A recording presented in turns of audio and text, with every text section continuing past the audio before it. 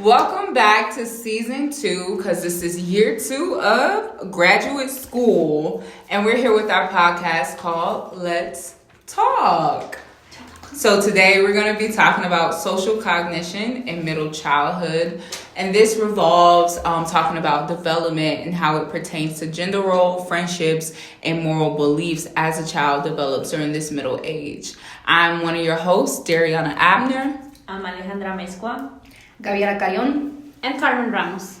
And we're about to get into it. So for the first question, Gabby. Describe the developmental changes in gender roles, friendship, and moral development during middle childhood. Oh, okay. So who wants to start off? I can start with gender roles, and just to taper from what we left in the previous chapter, based on Piaget's, the kids move from pre-operational to a concrete operational stage.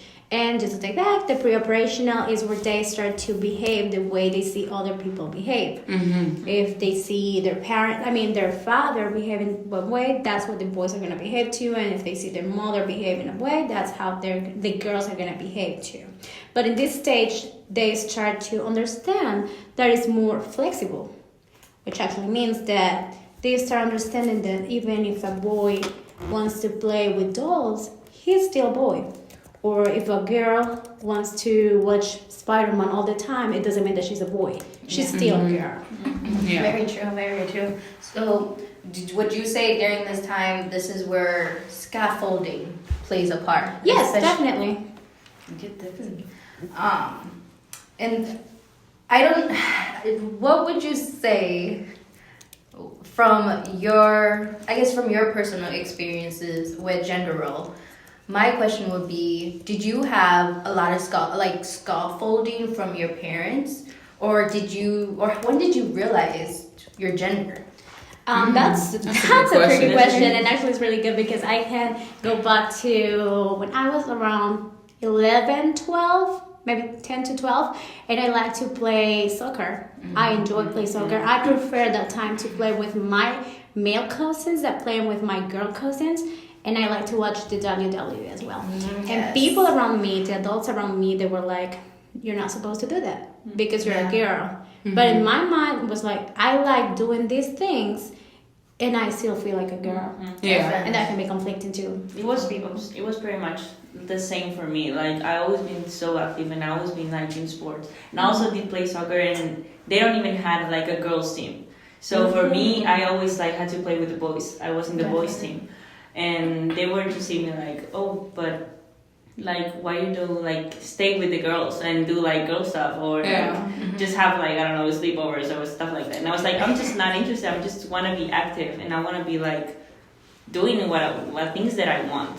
Yeah. Definitely. Did that ever make you guys like stop, or did you continue to do what you were doing? I did it. Exactly. In the following stage. Yeah. Actually, it's when I was like, okay, then let me be more girly, more feminine. And it's when I started to like makeup and stuff. But it was not because I wanted to, but I felt forced to. Because that was not welcoming in my family. So what age did you realize that you liked doing makeup? Around 13, 14. So it's more towards the concrete. As you're flowing into concrete. Yeah, more to the adolescent part. Yeah. Too, yeah. Because it's more when we focus about in those stages, like the Piaget stages, that we are more realizing, right, after having seen or mimic how our parents dress or how our parents do this based on their gender roles and others. Now we're at the point, like you said, that you're 13 and everything. I mean, that's still isn't that kind of like middle school? You're still, still in a way. Yeah. You're kind of realizing and kind of identifying what gender role you fall into as more of like, would that be considered more of the logical reasoning? I think it's a crucial portion to start challenging the actual roles. Well, the roles that people are putting into the kids. And that's where I think that us as adults play part into the issue, if we want to call it like that. But how can we as adults help kids to feel like they belong or they at that stage? But it's also interesting because we mentioned before that we're doing that transition between like imitating and then actually realizing that we are really flexible on what should we think. And also like the gender role and how it plays on different environments. You said like your family was not really like seeing good, like you were like playing sport, but it also can go into school, like starting get like kids starting like being influenced by their peer pressure or stuff like that. And this makes me think about two things too, because when we talk about Piaget, he comes with viewing it from what the child perspective is on the things that's happening to them in the environment. And as we continue to talk, we're going to bring in Selman stages, but Selman talks about the needs of a person, right? And so I think we have to see how both of these are operating at the same time. You, as the child, had the perspective of, they're forcing this on me, I don't like this, is what I need to do. Then your parents or your guardians had a perspective of, these are her needs, this is what I know, and their perspective is at play too, right? And so we can say like, yes, there's a pushback on letting the child go against the gender roles, but also let's think about broader society. You were in El Salvador, that is very strict. Like culture plays a big part, and that goes into I think Zagotski's social cultural theory, where like that plays the biggest part in developing us as we go through childhood development. Because yes, our parents may know, hey, she likes soccer, that doesn't mean she's going to turn into a boy or choose to be a boy. You know what I'm saying? We're not talking about LGBTQ now in child development, but we're talking about societal, like, how am I going to shape her for what is to come in front of her? She's not always going to be able to play soccer, right? She has to find girlfriends. And they may not have told you that as a child, and they may not have even been thinking that. But if we think about society and how time goes on and how then you hit that transition from 13 to 14, boys become attractive if you like boys, or somebody becomes attractive, right? And so now we care about how we look. Now we need girlfriends who we feel like we identify with. I can't continue to play soccer with these boys because I won't identify with them eventually. And so I think we have to take in both theories, but I really like how Selman talks about the needs, because I think a lot of times in child development we miss out on the needs of that child personally, like individually. What are the needs of this one child? And that's where I think the theories fall short too, because it's very concrete in growth, right? We don't know if, like, she might have been girly. She might have need her parents to be like, go outside, play soccer. So she can see boys as people too, you know, because then we get girls that's like, oh my gosh, I can't talk to him. I can't, you know, so all these things affect child development. And there's also two things that I can take from what you were saying and Gabby said.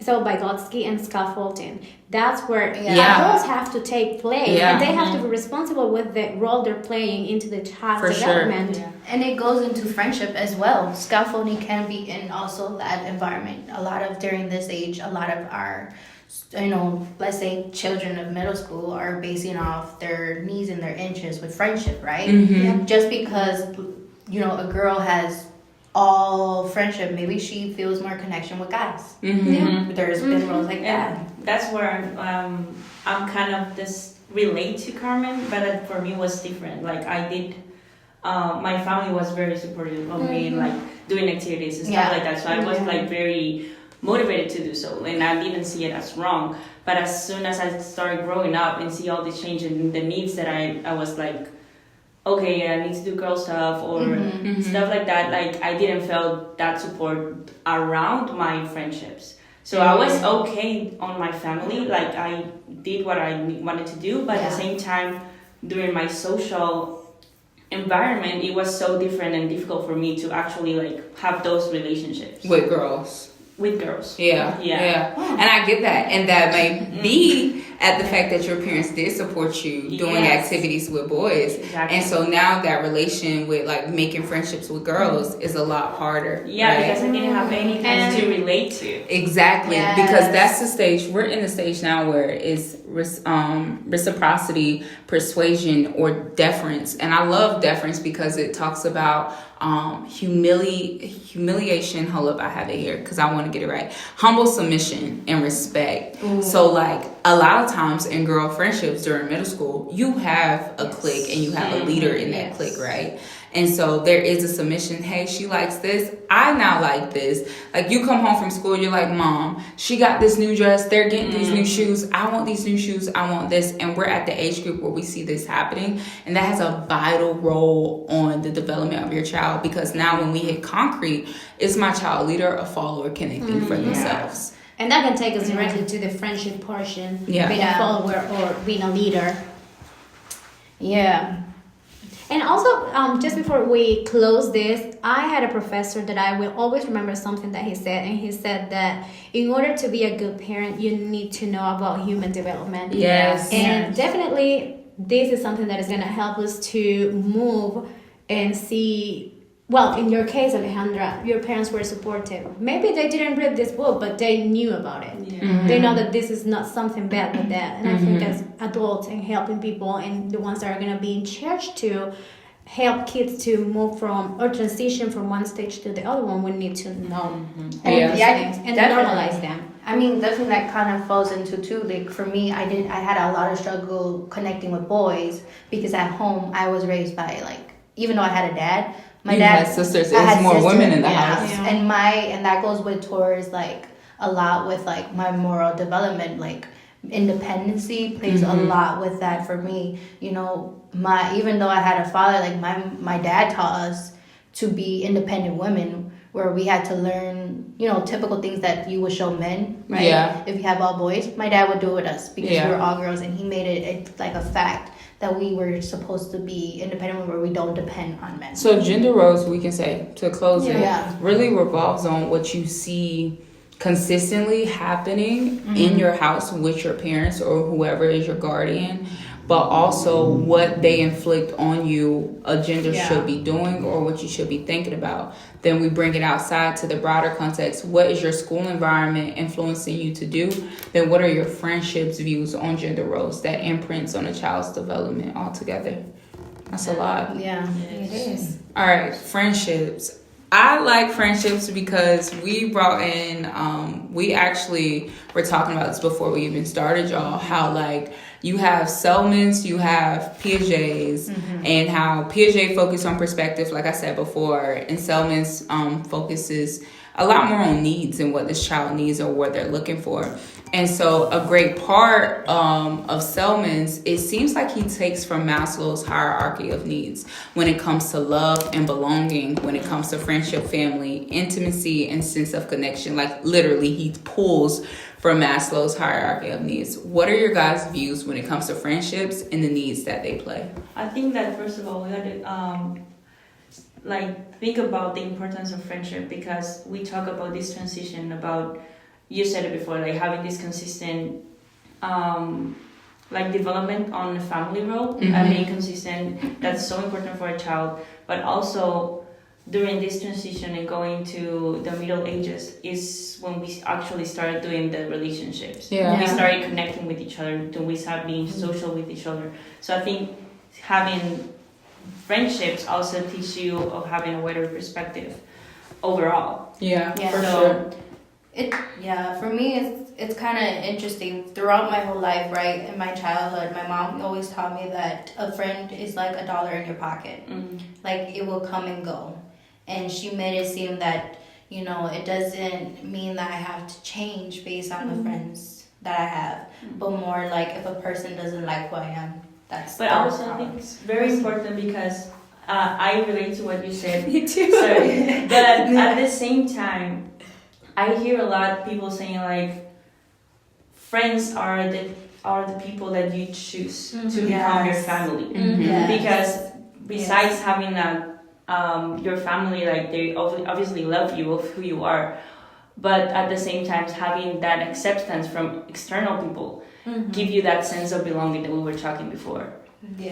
I used to joke my mom, and I always ask her, do you love me because I'm your daughter, or you love me because of who I am. And she's like, I love you. And that's an interesting question to ask, because that's what you were talking about, Alejandra. Your friends are people who choose you. Yes. They pick you to be there. Yeah. And I think it's important in the middle childhood, because you're moving from the pre-operational stage where you think that friendship is temporary and friends come and go. But once you move to the concrete operational stage, you start to understand that these friends that you have now, they can stay forever with you. Yeah. And they can be reciprocal. What you give to them, they're going to give it to you. Attention, understanding, and love in a way. Yeah. I think one disadvantage these theories do, all of them across the board, especially Piaget's and Selman's, but Selman specifically talks about this stage being reciprocal and self-reflective. Yeah. I'm sorry, but I can't tell you what 8 to 12-year-old can be reciprocal and self-reflective consistently if it's not mom or dad or sibling that they do something not right to. You know what I'm saying? Like, I don't see a 12-year-old saying, yeah, I was a bad friend. I left them at the playground. No, I see a 12-year-old saying, well, they didn't get picked up to play the game. I wasn't finna not play because my friend didn't get picked to play on the team. I don't see a 12-year-old saying, like, I'm sorry, I shouldn't have done that. I probably should have just played basketball with them. I don't. Do y'all see that happening anywhere? I don't. I feel like now these days everything has to be based on what they want, right? Yeah. And also I think it comes a lot. I don't want to say it with the word. I think it's not confusion or insecurity. It's more like it's more making sure that they're being accepted in the end, right? Like I think they're still egocentric, they're egocentric, especially culture. But I think culture plays a big role in this. We live in Western society, which is way more individualistic. Yes. And this goes back to that Vygotsky social cultural that a child here in the States will say exactly what I said. I'm not missing out on playing because you didn't get picked. Yeah. But a child probably in the eastern half of the world be like, no, if my best friend's not in the game, I don't want to play because it's my best friend. And they value friendship. And they can step into their best friend's shoes and be like, I know how they feel. Like, you get what I'm saying? So I really think culture plays a big part in that as well. But these stages don't hit modern day children from what I've witnessed. Yeah, and as we were talking before I start recording, we were saying that probably these books are outdated. Yeah. But it's just because society is moving so fast. And there's so many things that are coming into the play. And it's like... And cultures are mixed. Yes, and it's a settle of cultures, especially here in the U.S. Yeah, from everywhere. And it's hard to try to understand, but this is something I remember from our exam. And it's like, we have these stages, but it doesn't mean that it's rigid. We have different sub-stages within the same stage. And that's something that parents need to understand. That is not as specific. It's... A kid can start behaving this way, but it doesn't mean it's something bad with it. Yeah. And also, too, now these days, kids are playing online. That kind of affects their social development, too. Let's be honest. When you're online, you're just one-to-one with that person, not even in front of them with a screen. So basically, you're still in those what am I feeling or my perspective because I'm in control of this game. But when they're outside in a classroom, outside in the park, right, they don't know how to have those type of logical reasoning where, oh my gosh, my friend didn't get picked, but I got picked, yay. But then I don't have that mentality to think about how my friend is feeling. It's even harder to realize which is right or wrong. Yeah. Because you have so many factors influencing you. So it's just like, if he didn't, then I can do it. Yeah. But you don't actually see on a wider perspective, well, this is a right decision or this is wrong decision. Yeah. Yes. That's hard. So what's the intervention you think that can help healthcare professionals like counselors and stuff, but also parents, teachers, and people that these children are going to be around when it comes to friendships? Also, I think we said this before. We talk about being consistent on the home. Mm-hmm. Yes. Also, I think it's really important to start being consistent on schools too. The school environment. So because as we said, there's so many factors influencing right now, like social media and everything going around, that I think just giving that child consistency on a structural level I think it will be better. And we were talking about this off the record. To go with consistency is parents showing what it means to be a good friend. Yes. Right? So Teach like empathy. right. So now not only did we do play dates when you were younger, but we're still doing play dates. We don't call them that when you're older, but hey, take a ride with me and Sharon and her daughter and let's go out and let me show you how I'm a good friend to Sharon. Or like being honest with our children when it's like, hey, I'm making this food for Sharon because she can't make dinner for her family right now, right? Yeah. And so that's shaping their development, and that's showing your child this is what friendship means, this is how it looks, and you're putting them out there. And I think the same goes for counselors that are in school. Hey, yes, I know you feel this way about this altercation with this teacher and all this, but or this student. But how do you think they feel? What led to this moment? How could we have done this better? So that communication piece.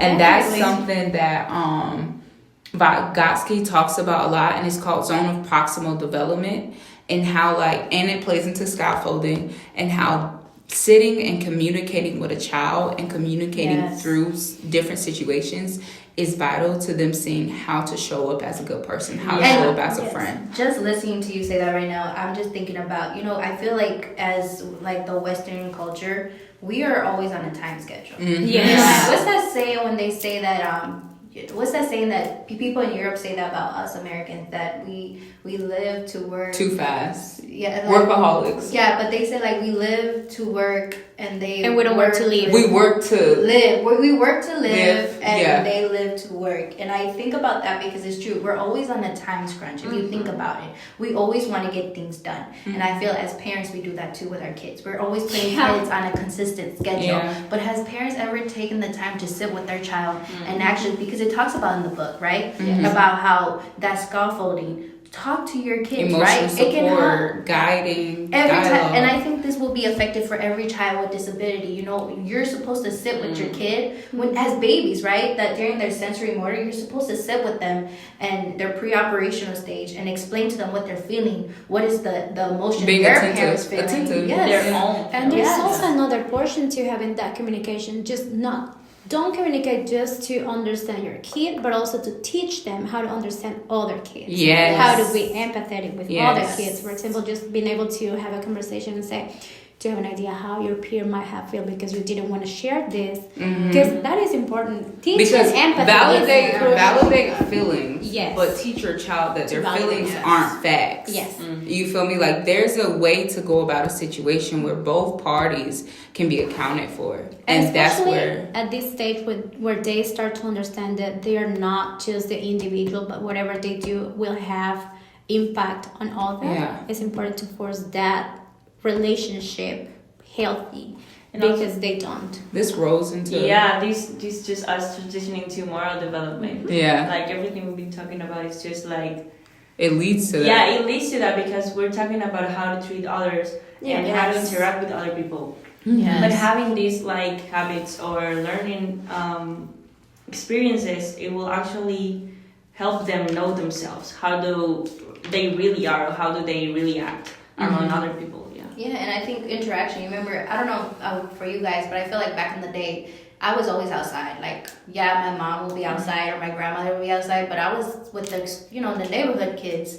And that's where I think I improved and progressed a lot with my, social development, right? Because, living in Chicago, everybody had different cultures. Yeah. So I learned how to learn how to accommodate with other people's culture and learn how to now where I can use that as a assimilate, perspective of now I understand a culture, right? In some cultures, they're very direct. But in my culture, you try to be very nice with your words, try to make sure you don't hurt their feelings, but other people are different. And that's why for me, it's like you can't put you can say you can't be too personal about rigid. Yeah.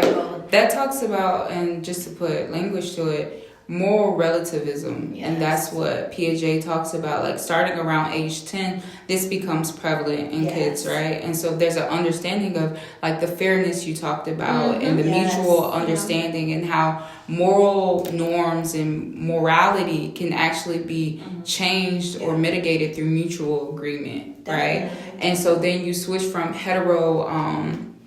is heterogeneous to autonomous in the way that you move when it comes to these engagements with people. Definitely. Alejandra, you were gonna say something. Yeah, I was just thinking, like, going back to our personal experience that we shared before. Those social interaction, like for me, it was difficult to actually interact with other girls because I was so used to being around boys and just like doing activities and stuff like that. But I always put a stigma on it that, I just cannot relate to girls. It's just like so difficult for me. But at the same time, it was just, okay, I'm just not trying. I'm not trying. I'm not actually having the experience with it. I'm just like isolating myself, like saying I am like this, but I wasn't really exposed like to being around girls. Yes, definitely. I think that's the same around culture. Sorry. No, you're fine. Because I have a question I want to ask you guys that popped up when it came to me like researching what moral development looks like and transition. So it says, kids that are in this age group, they judge actions based on the consequences rather than the intentions, right? Before they hit the stage where now they do it in reverse, right? So what was your intention, not necessarily the consequences. So what do you think is worse, breaking 5 cups on accident or breaking 1 cup on purpose? I think it's worse an accident because I think you should as people you say, should be aware. Yeah, you should be aware. Oh, you're such an adult. Yeah, because as people say, if you make a mistake once, that's okay. But if you make a mistake twice, but it is an accident. It's a mistake once. It's just 5 things were broken. But you learn from it. Like, you know why. So we're 5 at the same time. 5 cups at the same time. Okay. Yes. Like 5 cups at the same time or just breaking 1 cup on purpose. On purpose. Yeah, that's worse. One on purpose. What do you think? Yeah. One on purpose. Because now you're in the last part of it. Like, you are aware of what's going to happen. Because it's your intention. Yeah. And so that's the change that kids experience. Some kids may think breaking 5 cups, like 5 cups. Because it's 5. It's 5. Yeah. They're looking at the number, right? But not the intention. And let's be real, the posture and the morality that person has in their head. That's like saying me. This is this is like out of pocket. But this is like saying I can kill 1 person on purpose, but if I accidentally kill 5, it's not as bad. Yeah, but and it's like no. The bad part is just like you know already the consequences, of and killing you're someone. Still doing it. Yes. So it's kind of like if you're trying to be on top of that lesson of just trying to teach in that moment that was bad, right? Yeah. That's like, it's really tricky because obviously you want to teach kids that it's not okay to do things on purpose. But, I think this stage also is something that we need to be aware is when kids start to experience bullying and being bullied. Yes. And that's where I think adults have to take place and to avoid the victimizations from their peers. It's like you need to be able to teach them how problem solving skills can help them. Yeah. What is not just about what is right and what is wrong, but the consequences of doing right things and doing wrong things as well. And talking about that, just literally about that. So if I'm thinking as a counselor, right?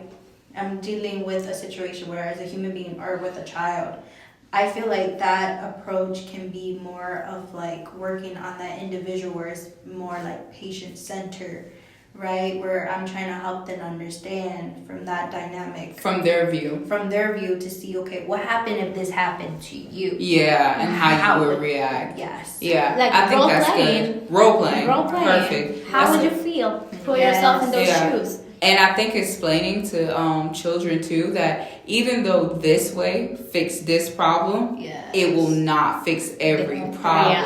Because we see adults and even like when we get into that concrete stage where people are rigid in how they fix things. Yes, it's very true. And they get frustrated when they're not able to fix the things in the way they used to fix other stuff. Yeah. This was good. This was really good. I think everything adds up to each other, right? And I think when you're in a child, I think everything starts so important from an infant to an adult because what you don't deal or fix as a child will affect you show as up. an adult. For sure. Yes. The foundation. Yes. You need to address it like really soon, so Right. they can really have like the notion of what is right and wrong. And I think So also too, recommendation: if you want to be a good father, mother, get the lifespan book. And also, y'all, we Critical. have to make new stages Yeah. of development. yes. Our children are not developing like this. No. Either we're doing something wrong or these Society's things. Society is changing. Right. Society- and I- Just a lot. And I think nowadays. it's culture too, right? It goes back to how you teach your kids, Yeah. how you want to raise your kids, right? Not every kid has the same background, No. and that's where it also plays a part, right? Yeah. A kid coming from two very healthy, functional parents, and then compared to a kid who's coming from a dysfunctional parenting, right? Yeah. And it also goes with also disabilities. You have to also make those accommodations for kids who have disability to have this to Yeah. have the same type of self concept as other kids. And to be able to actually raise like good children, you have to Yes. know this. You have to be like really aware of this, because then that's the problem nowadays. Like it's just kids teaching kids. Yeah. Because Yes. They Literally. never get to like really. They never mature grow up. Or, They or never- Yes. like really Yes. being conscious about We their can own talk about actions. this all day. We Yeah. could, because if to be a parent is not something very easy. We have to put that out there. When you are a parent, you are not only just raising that child, you're also understanding that you're raising this child so that when they go to the real world, they can impact others and others can impact them. And then the Yes. real question is, how are they going to turn out? Mhm. Right? Because if not, you see If that foundation isn't solid, Yeah. it's going to break and cave Right. in. Yeah. bro, it's just like the Mendes case. And Okay. All right. That's all for tonight. Thank you guys for Yeah. tuning in. We will be back next week with episode 2 of season 2. Can't wait to see you guys. See you guys. See ya.